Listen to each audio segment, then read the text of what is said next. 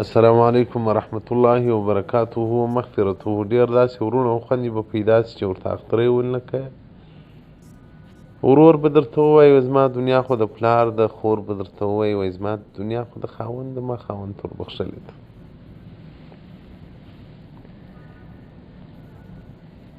یو خور میسج راته پرېښی و چې کالي لرم په 80,000 روپۍ مې جوړه رانیولې ده، په 90,000 هم ده، په 60,000 هم ده، په 10,000 هم ده. پر ما اختری ستا که نسته، پر ما زکات ستا که نسته. نو مې تواب کاوه. په دې تواب کې یو فکر راته پیدا سو، مال آیا دا انسانان چې په 80,000 روپۍ یوه جوړه کالي کوي، په لکاو باندې موبایل رانیسي، په لکاو باندې د لاس کړۍ رانیسي، لکاو په پکنیک په منظرو کې مصرفوي. ما ته فکر پیدا سو، مال دا انسانان دا احساس لري چې یو کونډه، یو یتیم، یو مظلوم پر مخ منځ کې سته. داسې کورونه به وي چې هغه د ماښام په وچه ګوله پورې حیران وي، خو لیکن زموږ خویندې په 80,000 روپۍ باندې یوه جوړه کالي رانیسي.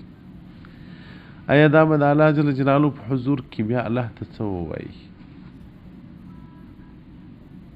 کاشکې موږ د غومره عبادت کړی وای، په 80 لکه دې یوه جوړه رانیول سوی وای، چې عبادت هم د غومره سوی ورسره سوی وای. محترمینو، خپل کار مو دی، که اختریان کوئ که نه کوئ، دیوبندي ته مثقال ذرة تاوان و ګټه نسي رسولی. چې ټول دوزخیان سي زما یې درڅه، چې ټول جنتیان سي زما یې درڅه. چې دا نارې درته وو، نارې درته وو، کاشکې ملا نه وای، کاشکې زه هم دغه یو عادي عمي وای لکه تاسو. زړه خو به م درد نه کولی، مسؤلیت خو به نه و راته متوجه. اوس بدتۍ کوئ، زړه زموږ درد کوي. موږ یې کاشکې چې نه وای کړي، کاشکې چې دا کار داسې نه وای سوی. پر جنت مو ربلېږي، له دوژخ څخه مو راګورو. الله مو له موږ سره اهل د جنت که، الله مو له موږ سره له دوژخ بچاو که. عایشه صدیقه رضی الله عنها مبارکه وایي، بی بی عایشه صدیقه رضی الله عنها وایي رسول الله صلی الله علیه وسلم وایي د اختر په ورځو کې الله ته هېڅ شی دغومره قریب نه دی، دغومره محبوب نه دی لکه اختر حلالول. دغه وینه د اختري مځکې ته لا نه یې رسېدلې، خو لیکن د الله په دربار کې جمع سي. بل روایت کې راځي صحابه کرام رسول الله صلی الله علیه وسلم ته یا رسول الله دغه اختریان چیشته چې موږ یې حلالوو؟ رسول الله صلی الله علیه وسلم دا ستاسو د پلار د ابراهیم علیه السلام د هغه وخت څخه دا را شروع دي، دا د هغه یو طریقه ده. صحابه کرام څه ورته یا رسول الله فما لنا فیها یا رسول الله، موږ ته نو الله څه راکوي، یو اجر سته که نسته؟ رسول الله صلی الله علیه وسلم ورته وایي پر هر وریښته یوه نیکي ده، پر هر وریښته. دغه پسه یي که غویی وي له سره تر پښو پورې چې تاسې یې وریښتان حسابوئ، بالکل یې نسئ حسابولی. نه تر اوسه موږ داسې څوک لیدلی دي چې هغه وایي ما پسه حلال کړي، د پسه وریښتان مې حساب کړل 2 نسول، تر اوسه ما نه دي اورېدلي. نو دومره ډېرې نیکۍ په 10,000 یا په 15,000 روپۍ لاسته راوړل، موږ څومره له ځان سره جفا کوو. که له اختره بعد 20,000 پسونه حلال کړي، دا یو اختري ځای نه درته نیسي. ولې مو دومره سترګې پټې دي؟ داسې ډېر ځوانان ستا په پکنیک ځي، پسونه حلالوي، خو د اختر په ورځ چې ورته وایي ولې زما دنیا خو د پلار ده، پلار دې ورک سه له تا سره، پلار خو دې بخیل دی خو زړه یې نه پر کېږي. ظالمه چې نور ځایونه د پلاره څخه پټ پیسې استعمالوي، دغه په اختر کې پیسې استعمال که. زما یو مقتدي و دا زامن یې هم پیسې درلودې، پر پکنیک چې به ولاړه 1,00,000 روپۍ مصرف یې کوه. بیا مې ورته وویل مال د خدای په لحاظ باندې څه بدبختان یاست، پر ناروا یې ورکوئ، نه وایاست چې دا د پلار ده، پر روا چې ورکوئ بیا وایه د پلار ده. پلار ظالم خو دې نه خیر کوي نه خیرات کوي، نو خو تیې پسې وکړه. نو څه وکړم مولوي صاحب؟ مال د اخترۍ پلار نه در پرېږدي، پلار خو دې مال جهنم ټیکهدار دی، نو پلرونو خو کله داسې کار کړی دی چې هغه دې د زامنو په خیر کړي. بس خو ورګټایه دی خوشحاله دی، که دې نه ورګټلې بس بې خوابده دی. نو مال ورسه اخترۍ پټ رانیسه، یو مسکین ته یې ورکړه. مال زه نه درته وایم په کلي کې مال زه مسکین یم، زه نه درته وایم چې ما ته یې راکړه، ورسه بل چا ته یې ورکړه. اوس که زه ځان در وښیم خو ته وایه د پسه دپاره دومره تاکید و ټینګښت را باندې کوې. مال نه، زه د پسه نه غواړم، ورسه بل چا ته یې ورکړه، خو حلال یې که. انډیوال مې په ورځ قیامت مې دغه نه در باندې ربلېږي، د الله په حضور کې راګرځولی. او دغه رنګه د ابي سعید رضی څخه روایت دی چې رسول الله صلی الله علیه وسلم یو فاطمې رضی ولاړ سه، د خپل اختري ته ورته ګوره، اول څاڅکی چې مځکې ته رسېږي الله به مخکې ګناهونه ټول در معاف کړي.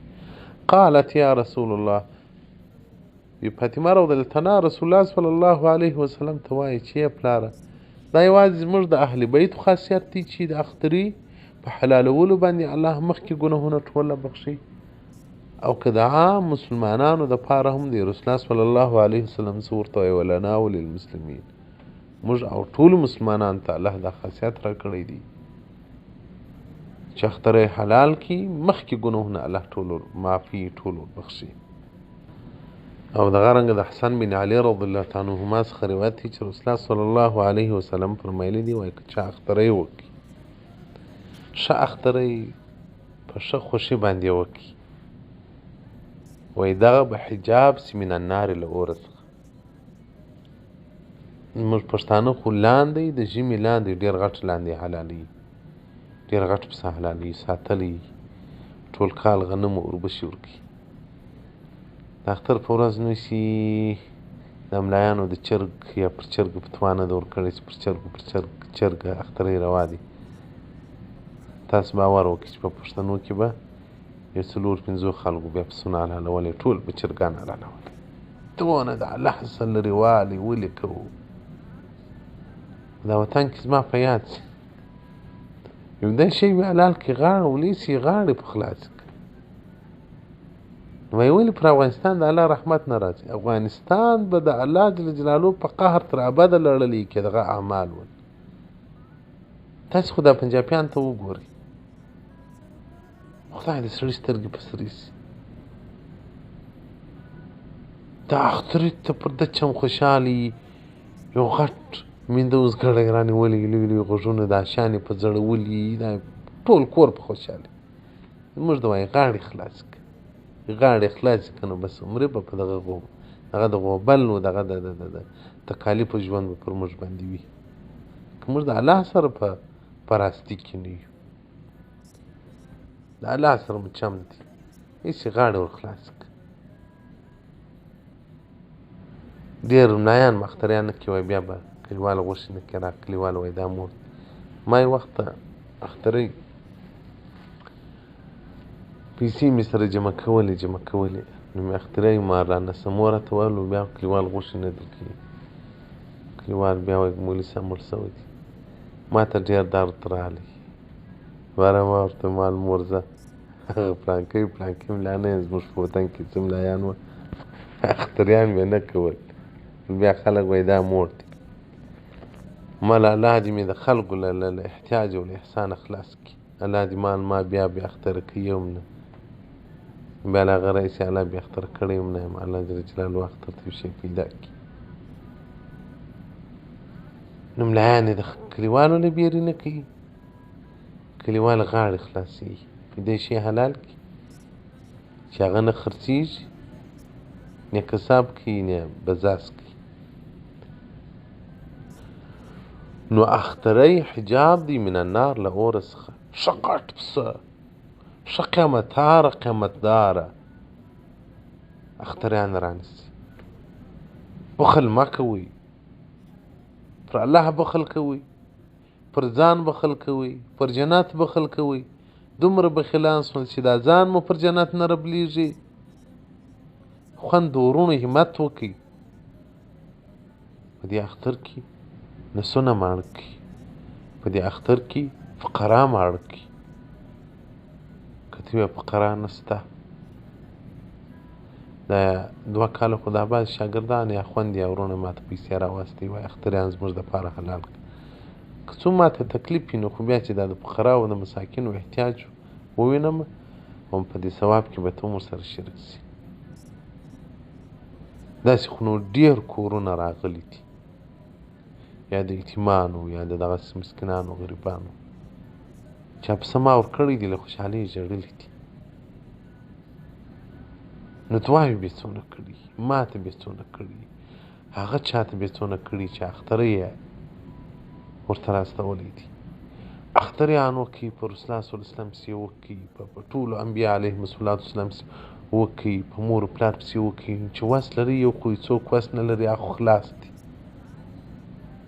پښتو کې یو متل دی، وایي بوچ له عیده خلاص دی. بوچ په د حیواناتو کې یو قسم لکه چې یو عیب دی، نو هغه عیب چې په حیوان کې نو وایي اختری نه پر کېږي، وایي بوچ له عیده خلاص دی. نو مسکین خو له اختري خلاص دی، باقي خو څه مشکل نشته. دا چې په 80 او په 90 زره یوه جوړه کالي رانیسمه، په 80 او په 90 زره 5-6 اوه اختریان کېږي، هم به د رسول الله صلی الله علیه وسلم، هم د مور پلار.